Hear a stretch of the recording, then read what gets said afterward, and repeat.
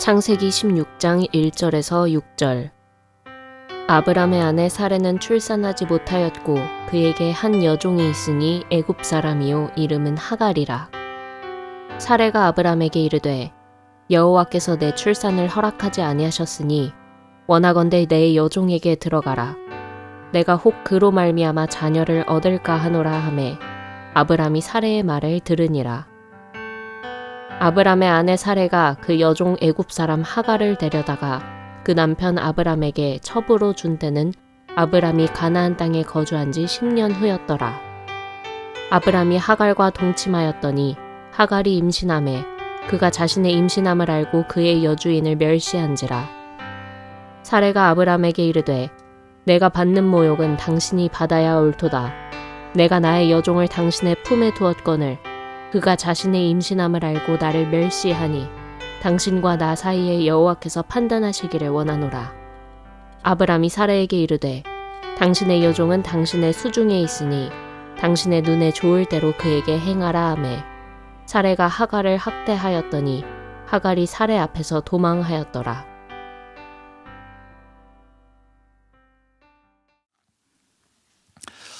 여러분, 우리 중에 또 어떤 믿는 사람인데 참 하나님을 사랑해요, 진심으로. 그리고 또 사역도 참 열심히 해요. 참 얼마나 좋습니까? 귀감이 되죠. 하나님을 사랑하는 마음도 있고 또 맡겨진 교회 일도 열심히 하시는 이런 분이에요. 자, 그러면 우리가 언뜻 생각하면 무슨 일을 하시든지 교회 일, 하나님의 사역 결과가 좋아야 되잖아요. 그걸 되게 예상하지 않겠습니까? 이처럼 하나님을 사랑하고 또 맡겨진 일에 열심을 다하니까. 근데 이상하게도 결과가 별로 좋지가 않아요. 본인은 일하면서 즐거움이 별로 없고 아주 큰 스트레스를 받고 또 보면 이 일의 결과도 별로 좋지를 않아요. 열매라고 할까요? 참 열매가 있어야 되는데 그래야 이제 또 일하는 맛도 나고 보람도 있고 그런데 별로 열매가 좋지를 않아요. 한 걸음 더 나가서 오히려 일하면서 사람들 마음에 갈등만 생겨요. 마음이 이렇게 자꾸 나뉘어져요. 그래서 참 의문을 갖게 되지 않습니까? 어쩌면 우리가 이 비슷한 상황을 또 만나는 경우도 있지요. 그래서 왜 그럴까? 진심으로 하나님을 사랑하기도 하고 내 나름대로 열심히 충성한다고 일에 열심도 내는데 왜 이럴까? 그 이유가 바로 오늘 본문에 나와 있습니다. 그게 뭔가 하면 일하는 방식이 문제예요. 일은 열심히 해요. 근데 일하면서 사람 마음을 다 잃어버리는 경우도 있거든요. 그럼 왜 그런가 하면 일하는 태도, 일하는 자세, 달리 말하면 일하는 방식 때문에 그래요. 한마디로 자기 식대로 일해서 그래요. 하나님이 원하는 방식이 따로 있어요. 근데 자기 방법, 자기 방식대로 일해서 그렇습니다. 여러분, 이게 교회 일이라고 해봐요. 하나님의 일, 하나님 나라의 일. 근데 여기 원칙이 하나가 있어요. 꼭 우리가 명심해야 되는, 특별히 일하시는 분들은 뭔가 하면 하나님의 일은 하나님의 방식대로 해야 돼요. 하나님이 어떤 일을 맡기셨다 그러니까 그 일을 빨리 성취하자, 결과를 얻자, 이게 중요한 게 아니고요. 하나님의 일은 그 일하는 방식까지가 하나님의 뜻이다. 그게 빠져 있어요. 그걸 놓쳤어요. 그걸 소홀히 했어요. 그러니까 오늘 이 본문이 참 중요한 말씀이라고 생각을 해요. 여러분, 우리 한국 사람의 특징 중에 하나가 뭡니까? 빨리빨리잖아요. 또 뭐든지 빨리빨리 해요. 그 뭐 어쩔 수 없는 우리 한국인들의 DNA 같아요. 외국 같은 경우는 저도 외국서 좀 살아보니까 정말 일 처리가 늦어요. 예. 우리가 볼 때는 한국 사람들 눈으로 볼 때는 한 뭐 10분 이렇게 붙어서 일하면 다 처리가 될 것 같아요. 근데 그 간단해 보이는 그 일을 일주일을 미루고 열흘을 미루고, 참 이러니까 우리 한국 사람들 외국 나가서 처음에 잘 적응이 안 되죠. 답답하고 열불이 나고 정말 복장이 터지고 그렇다고요. 근데 또 현지인들을 보면 느긋해요.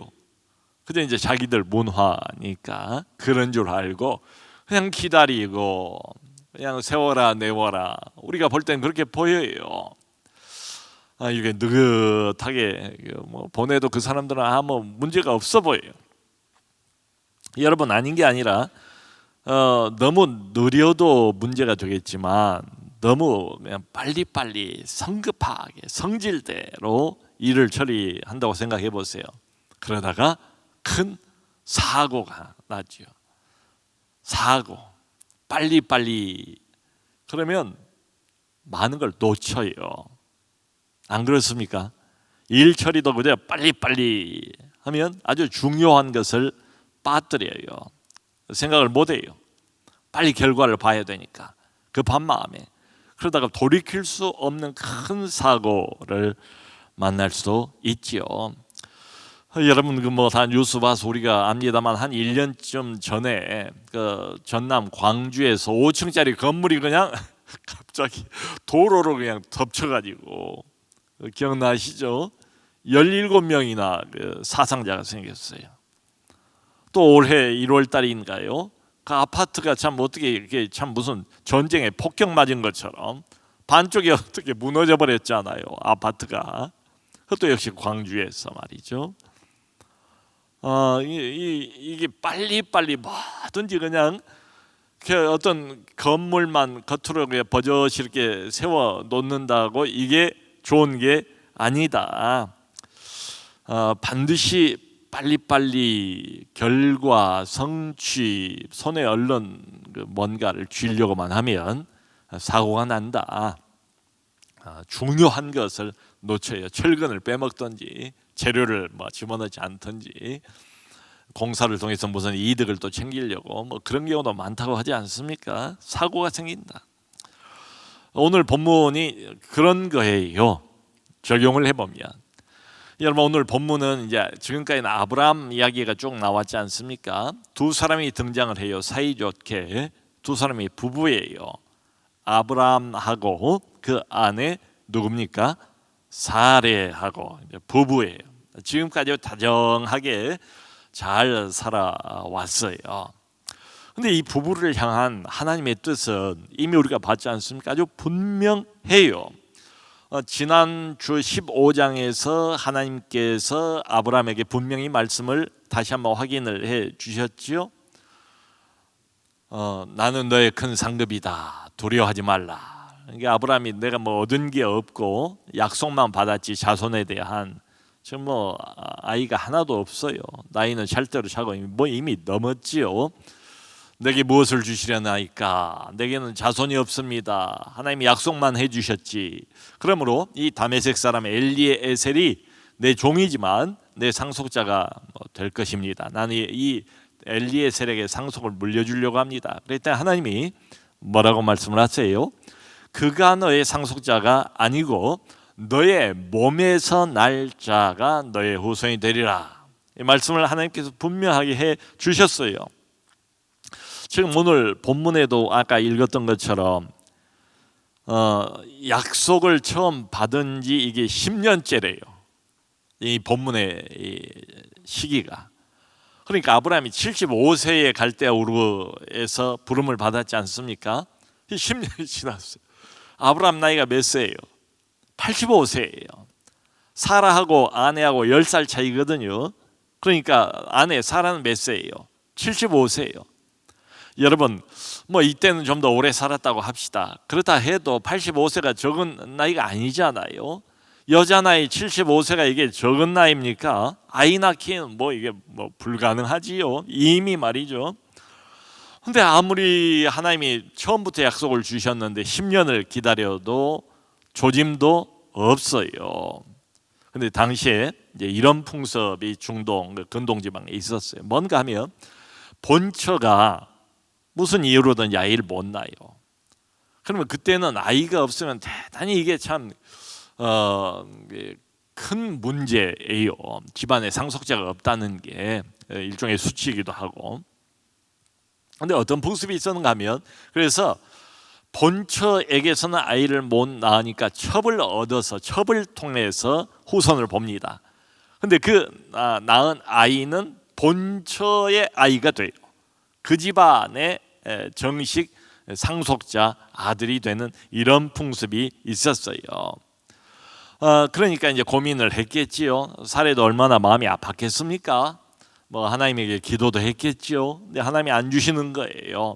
그래서 사례가 이제 일종의 인간적인 생각, 인간적인 방식을 떠올린 거예요.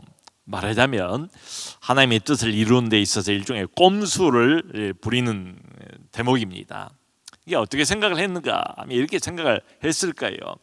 하나님께서 아브라함의 몸을 통해서 나온다고 했지, 자손이 꼭 내 몸, 그러니까 아내인 나 사레의 몸을 통해서 나올 자손이 네 후손이다, 이렇게 말씀은 안 하지 않았는가?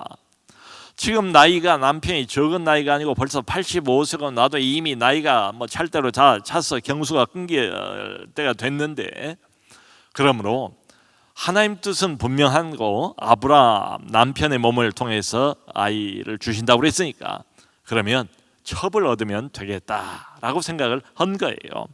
그러니까 좋은 쪽으로 보자면 사례가 뭐예요? 지금 하나님의 그 뜻, 하나님의 비전, 이것을 이루는 데 있어서 자기가 좀 도움을 드려야 되겠다. 인간적인 도움이긴 하지만 이런 생각을 한 거예요.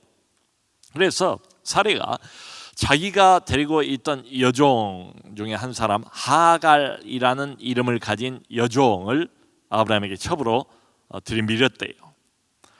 근데 이 여종이 또 성경을 보면 여기 이제 12장 16절, 이제 그건 찾아볼 필요는 없습니다. 오늘 본문 보면 애굽 사람으로 나와 있어요. 애굽 사람. 그러니까 학자들은 이렇게 이제 추측을 합니다. 여러분, 이 애굽 사람 하갈이 어디서 왔을까요? 아브라함이 그 창세기 12장을 보면 가나안 땅까지 왔어요.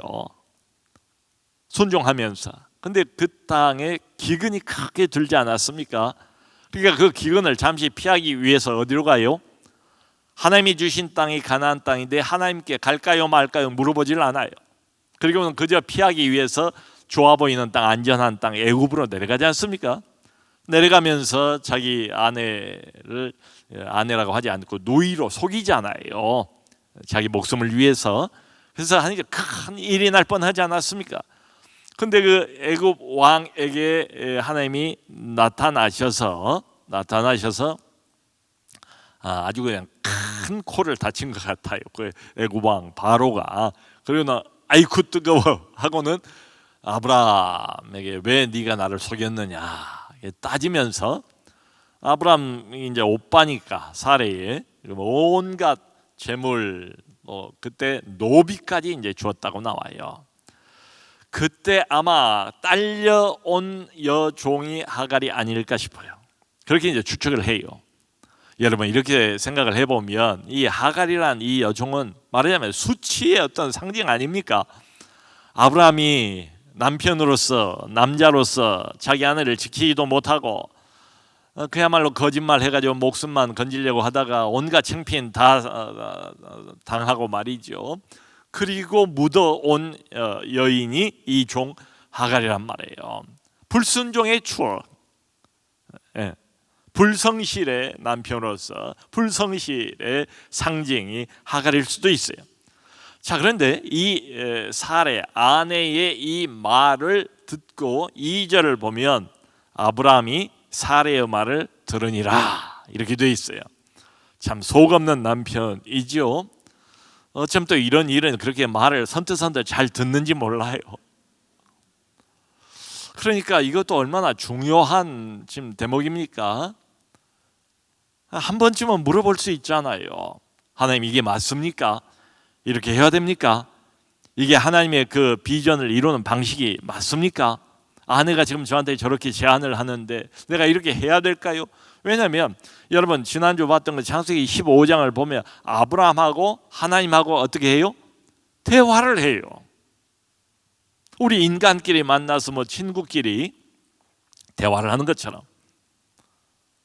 그 소돔 고모라 멸망시킬 때도 하나님이 그러잖아요. 아브라함이 나의 친구와 마찬가지인데 내가 아브라함에게 내가 하려고 하는 일을 숨기겠느냐? 아브라함은 하나님과 대화할 수 있는 특권, 영광을 갖고 있는 사람이에요.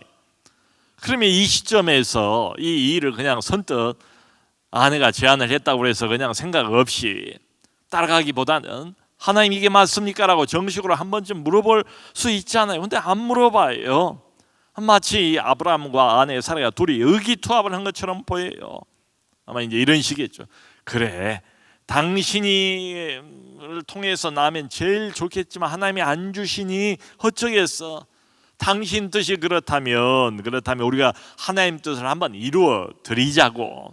세월만 흘러가느니 한번 시도를 해보자고. 어쩌면 하나님도 빨리 후손을 갖기를 바라실지 몰라. 이런 등등의 생각을 했을 것 같아요. 여러분, 지금 이 아브라함의 오늘 본문의 모습이 지금까지 우리가 보았던 멋진 아브라함, 믿음의 조상다운 아브라함하고는 또 얼마나 다릅니까? 우리 신앙이라는 게 참 이래요. 한때는 굉장히 멋지고 담대한 믿음을 가지고 있는 것처럼 보이지 않았습니까? 집에서 길리온 318명을 데리고 사로잡히간 조카 롯을 구하기 위해서 북부 연합군 4개의 연합군을 상대로 습격을 벌려서 모든 사람들 다 뺏어오고 빼앗겼던 물건을 다 되찾아온 아브라함. 돌아올 때 소돔 왕이 사람만 내게 보내고 물건은 다 당신이 수고했으니까 가지세요 했더니 아브라함이 내가 아브라함으로 하여금 치부하게 만들었다는 소리를 내가 듣지 않기 위해서 너의 물건 중에 소유 중에 실 한 오락이라도 내가 취하지 않으리라 라고 하나님께만 모든 영광과 공로를 돌렸던 그 아브라함. 그리고 우리가 지난주 보지 않았습니까? 아직 자손이야 뭐 조짐도 없어요. 근데 아브라함을 끌고 밖으로 나와서 저 하늘의 무별들을 보라. 너의 자손들이 저렇게 하늘에 무수히 셀 수도 없는 저 별들처럼 많아지게 될 거야. 아브라함이 하나님의 이 말씀을 그대로 믿으니 여호와께서 이를 그의 의로 여기셨더라. 믿음으로 의롭다함을 얻는다. 모세의 율법이 나오기 전에 이미 오래전입니다. 한 600년 전이에요. 이미 그때 아브라함을 통해서 하나님께서 오직 구원은 어떻게 얻는가? 믿음으로만 의롭다함을 얻는다는 이 원리를 확정하셨다라고 바울마저 그 15장을 인용을 해서 그걸 주장을 하지 않습니까? 그런 아브라함이에요. 참 얼마나 대단한 믿음의 사람입니까? 여기까지만 보면.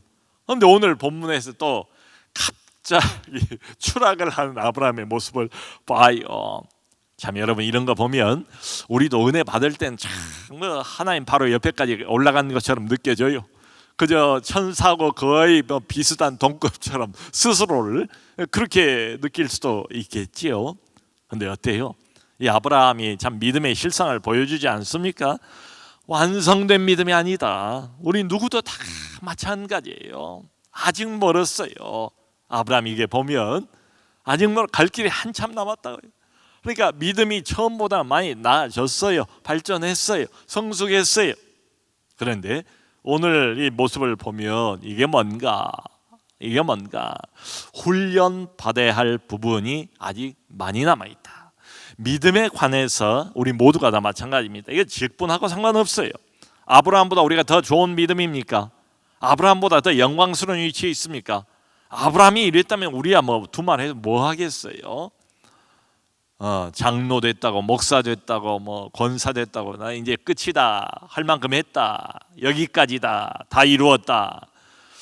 그건 참이 하나님께서 가장 싫어하시는 마음이고, 그래서 우리는 늘 이 생각을 해야 돼요. 우리 믿음의 조상 아브라함 뭐 꼭 따라갈 필요는 없어요. 나쁜 것까지. 그럼에도 불구하고 사실은 이 아브라함의 이런 엎치락뒤치락하는 믿음의 모습이 오늘 우리의 모습 맞잖아요.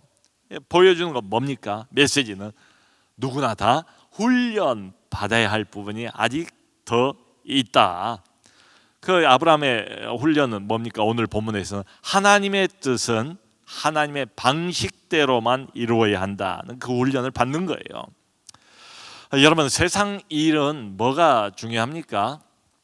세상 일은 뭐 대부분 그러지요. 세상 일은 성취가 중요하고 결과가 중요해요. 회사 다니신 분들 여기도 많이 계실 거예요. 회사에서 가장 중요하게 생각하는 건 뭐예요? 경제 논리죠. 경제 논리. 그러니까 뭐 과정이 어떻든 간에 어떤 뭐 복잡한 과정을 거쳤든 간에 결과가 큰 돈만 벌면 다 용서가 되죠. 오케이죠. 그 뭐로 가도 서울만 가면 된다는 말이 있잖아요. 그러니까 서울만 가면 돼요. 자동차를 타고 가든 뭐 자전거를 타고 가든 누구 짐칸을 좀 빌려 타고 가든 그건 따지지 않아요. 과정 상관없다. 가기만 하면 된다. 그러니까 원하는 결과를 얻고 목표를 달성하기만 하면 과정은 다 용납될 수 있다. 이게 이제 세상 논리입니다.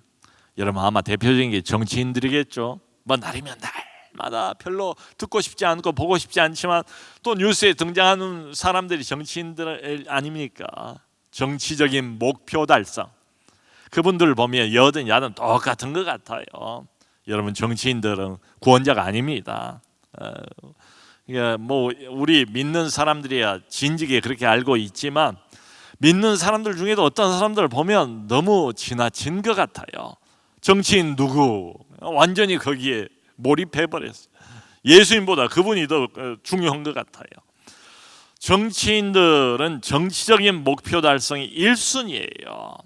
나중에 이제 그 비하인드 스토리를 이렇게 들어보면 다 따지고 보니까 당파 올리고 비열한 권모술수가 작용하고 있는데도 다 오케이다. 권력만 얻고 힘만 얻고 정치적 목표만 달성하면 오케이죠. 자, 여러분 이게 우리가 살아가고 있는 세상에 작동하고 있는 현재 논리들입니다. 자, 그런데 지금 우리는 하나님의 일, 거룩한 일, 교회 일, 하나님 나라의 사역에 대한 이야기를 하고 있는 거예요. 영적인 일이에요. 자, 한번 생각을 해봅시다. 이런 세상 논리, 즉 과정은 괜찮다, 결과만 얻으면 된다. 이걸 그대로 하나님의 일에 적용할 수 있을까요? 인간적인 방식, 세상에서 통용되는 이 방식을 하나님의 일, 교회 일에도 그대로 끌어와서 사용할 수 있겠습니까? 우리의 특성인 빨리빨리 이것을 소위 하나님의 일에도 적용을 해서 목표 달성에 매진을 할 수 있겠습니까? 그러면 사고 나죠. 안 그러겠습니까? 그러니까 이걸 반드시 물어야 되지 않겠습니까? 하나님 뜻 맞아요. 하나님이 주신 비전도 맞아요. 근데 하나를 더 물어봐야 돼요. 과연 이 방식이 하나님께서 기뻐하시는 방식인가, 원하시는 방식인가, 하나님이 허락하시는 방식인가? 하나님의 뜻을 성취하는 것만이 능사가 아니고 그 뜻을 성취하는 방식까지가 하나님의 뜻이다, 이 말이죠. 근데 잘 안 물어보는 것 같아요. 우리 모두가 다요. 이게 과연 하나님께서 기뻐하시는 방법인가? 사실은 별 관심이 없어요. 그리고 물어봐도 골치만 아프지 잘 몰라요. 안 그렇습니까? 방식에 대해서 진지하게 고민해 본 적이 있습니까? 하나님의 뜻과 하나님의 일을 하는 방법에 대해서, 방식에 대해서 이 방식을 정말 하나님이 원하시는가를 놓고 씨름을 해본 적이 있습니까? 뭐 물어봐도 하나님이 대답해 주는 것도 아니고 따져봐야 골치만 아픈 것 같고 하니까 에라 모르겠다. 그냥 목표만 읽으면 되지. 그러면 하나님도 기뻐하시겠지. 결국 결론이 뭔가 하면 하나님의 방식에 집착하지 않으니까 내 생각에 옳은 대로, 내가 생각하는 방식대로 하는 거예요. 이렇게 하는 게 과연 하나님의 뜻인가 묻질 않아요. 여러분, 이게 교회에서 하나님의 일, 소위 하나님의 사역, 거룩한 일 하는 데 있어서 가장 결정적인 사각지대라고 생각이 돼요. 왜냐? 늘 우리도 결과를 보고 성취를 보고 평가를 하지요. 그러니까 그 방식에 대해서는 묻질 않아요. 이게 사각지대가 맞아요. 오늘 본문을 봐도 마찬가지 아닙니까? 그걸 지금 놓쳐버린 거예요. 아브라함이 하나님 모릅니까? 하나님하고 1대1로 마주 보고 대화를 하던 사람이, 그 정도로 영성이 거의 그냥 하늘 저 높은 곳까지 그 수준이 올라간 사람처럼 보이지 않습니까? 그런 사람이 가장 기본적인 것도 놓쳐버리고 지금 엉뚱한 길로 빠져버렸잖아요. 이게 하나님의 뜻인가, 하나님의 방식이 맞는가를 묻지 않기 때문에 남은 건 뭔가 하면 이제는 하나밖에 없어요. 우리의 그 방식, 빨리빨리. 그리고 저돌적으로 밀어붙여요. 하나님의 뜻을 이루기 위해서 앞뒤 볼 것 없이 목표를 향해서 저돌적으로 돌진한 나머지 경계선을 넘어버립니다. 하나님이 막아놓은 그 경계선까지 멋모르고 넘어버려요. 결국 뭔가 하면 결국 자기 생각대로 하기 마련이고 다른 수가 없잖아요. 결국 자기 욕심대로 하기 마련이에요. 그래서 큰 어려움을 겪습니다.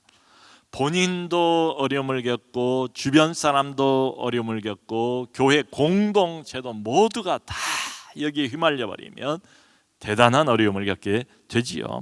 결국 사고가 나는 거예요. 일이 터지는 거예요. 그래서 오늘 본문을 보면 드디어 이제 그 하갈이 임신을 했는데, 임신을 해가지고 어떻게 나왔다고요? 자기 여주인인 사레를 드디어 멸시하기 시작했대요. 4절을 보면 여러분, 그 사무엘 선지자의 엄마가 한나 아닙니까? 한나가 아이가 없었잖아요.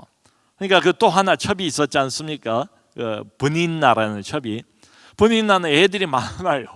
자손이 많아요. 그러니까 이 첩이 한나를 그렇게 막 괴롭혀가지고 한나가 그냥 울면서 원통한 마음을 가지고 하나님 앞에서 기도하다가 이제 사무엘을 얻는 장면을 우리가 기억하지 않습니까? 그러니까 지금 집안 꼴이 어떻게 됐습니까?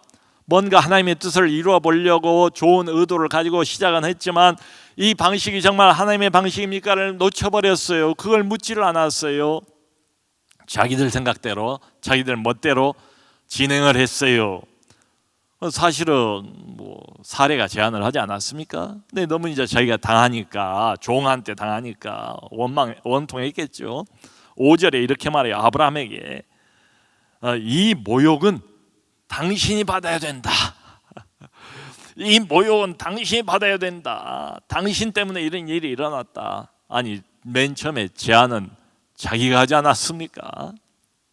아브라함도 잘못이지만 사례가 사실은 그 원인 제공을 한 거잖아요. 그런데 이게 이제 또 우리 아담의 후예들의 그 특성, 어려움을 당하면 다른 사람 핑계를 대는 뭐 이런 특성이 있지 않습니까? 그랬더니 또 이제 한술 더 떠서 아브라함은 그 말을 딱 듣고 아내의 이제 그 원망 섞인 그 하소연을 듣고 뭐라고 합니까? 6절을 보니까 그러면 당신 눈에 좋을 대로 하시오. 이건 또 무슨 말이에요? 어쨌든 간에 자기의 아이를 가지고 있는 여자가 하갈인데 당신 그렇게 마음에 안 들고 모욕을 당하고 견디기가 힘들다면 죽이든 살리든 당신 종이니까 당신 눈에 좋을 대로 하시오. 참 얼마나 무책임한 이야기인가.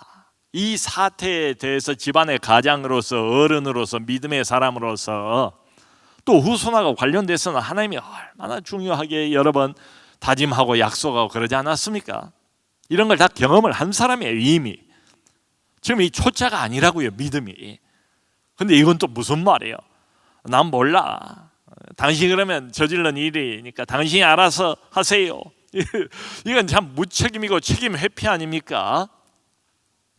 그래서 사례가 정말 마음대로 이제는 이제 거꾸로 역전을 시켜가지고 이 하갈을 막 학대를 했는가 봐요. 학대를 하니까 하갈이 도망가 버렸어요. 나중에 이제 도망간 하갈을 붙잡고 하나님께서 또 뭐 약속을 주시기도 해요. 자, 여러분 여기까지만 봐도 지금 하나님의 뜻을 이루는 방식을 묻지 않고 놓쳐버림으로 인해서 가정이 이렇게 좀 이렇게 쑥대밭이 된 것처럼 보이지 않습니까? 지금까지는 아브라함과 사례가 그래도 좋았다고요, 부부 관계가. 근데 부부 관계가 균열이 생겨버렸어요. 벌써 하나 되기는 어려울 것 같아요. 어두운 그림자가 이 집안에 들여오지 않습니까? 이렇게 해가지고 아브라함과 하갈 사이에 낳은 그 자식이 첫 아들이 이스마엘이에요. 이스마엘이 누군가 하면 오늘날 아랍 쪽 속의 가장 최초 조상. 저쪽은 누굴 낳습니까? 또 이삭을 낳잖아요. 이삭은 이스라엘의 거슬러 올라가 보면 조상 아니에요? 여러분 오늘도 종종 그 중동 쪽을 바라보면서 뭐라고 불러요? 중동의 화약고다. 언제 터질지 모른다. 항상 이 아랍 사람들과 이스라엘 사람들의 갈등이 수천 년 지금 지속 여기까지 내려온 거 아니에요? 그 최초의 갈등의 시점이 어딘가 하면 바로 여기에요. 여기라고요.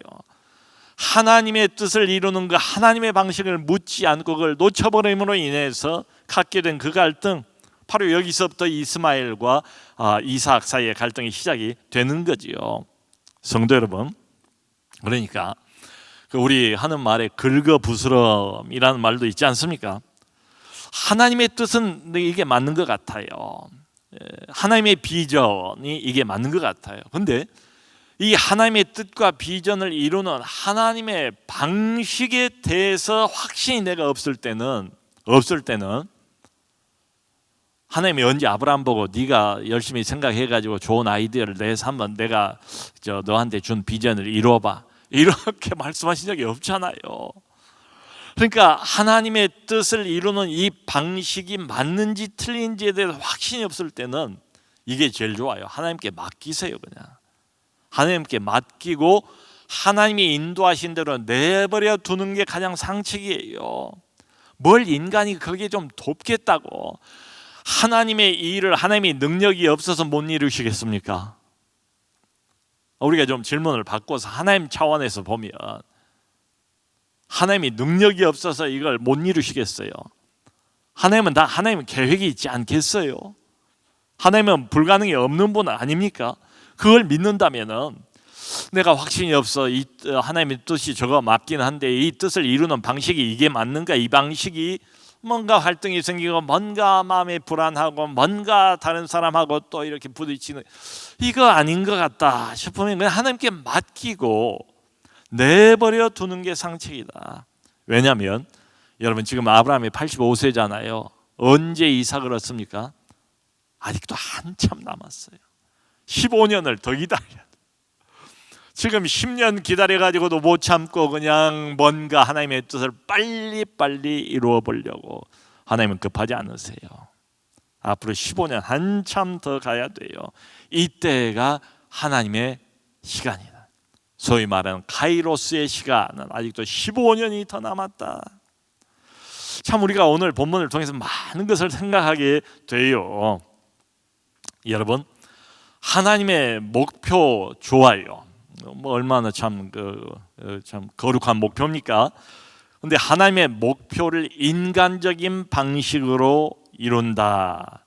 결국 나쁜 결과를 가져옵니다. 갈등, 분열.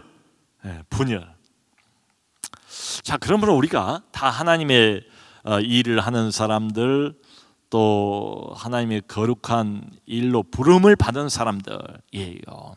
뭔가는 하나님의 일을 하라고 우리에게 이제 하나님께서 부탁을 하셨는데 이 두 가지를 끊임없이 체크를 해야 돼요. 물어봐야 돼요. 첫째는 이게 하나님의 목표 맞는가? 하나님의 뜻 맞는가? 하나님의 뜻 맞는가? 맞다고요? 그러면 감사하지요. 바로 잡으신 거예요. 그게 목표예요. 맞아요. 전진하면 돼요. 근데 가다가 계속 한 가지를 더 물어봐야 돼요. 지금 이 길이, 지금 내가 택한 이 방식이 하나님께서 원하시는 방식 맞는가를 반드시 물어봐야 합니다. 하나님의 목표는 맞아요. 보고 갑니다. 근데 왼쪽으로 가는 길도 있고 오른쪽으로 돌아가는 길도 있고 넘어가는 길도 있고 이렇게 길이 많아요. 그러니까 우리가 끊임없이 안 그러면 자꾸 인간적인 쉬운 방식을 택하게 되니까 말이죠. 꼼수를 부리게 되니까 말이죠. 방식까지가 하나님의 뜻이란 걸 기억해야 됩니다. 지금 내가 사용하고 있는 이 방식이 하나님이 원하시고 허락하신 방식이 맞는가를 반드시 물어봐야 합니다. 야고보서 3장 17절을 보면 야고보 사도가 이런 말을 해요. 하나님이 우리에게 주신 지혜는 위로부터 난 지혜래요. 아래에서 난 지혜 아니고 우리 머리에서 나온 지혜가 아니고 위로부터 나온 지혜인데, 이 위로부터 온 지혜는 특징을 쭉 이야기를 하는데 그게 굉장히 중요합니다. 두 가지 특징만 제가 말씀을 드리면, 첫 번째가 성결이고 두 번째가 화평이래요. 그러니까 이게 하나님이 주신 방식이 맞습니까? 위로부터 온 지혜가 맞습니까? 그러면 반드시 거기에 뭐가 있어야 하는가 하면 순수함과 성결이 있어야 되고 화평이 있어야 돼요. 화평이. 자, 그러므로 사랑하는 성도 여러분, 우리가 이 두 가지를 끊임없이 물어보면서 성결한 방식인가, 또 화평케 하는 방식인가, 이걸 물어봐야 돼요. 무슨 말씀입니까? 목표만이 아니라 방법에서도 성결하고 화평한 방식을 사용하셔서 하나님을 기쁘시게 해드리는 우리 모두가 될 수 있기를 주님의 이름으로 축원합니다.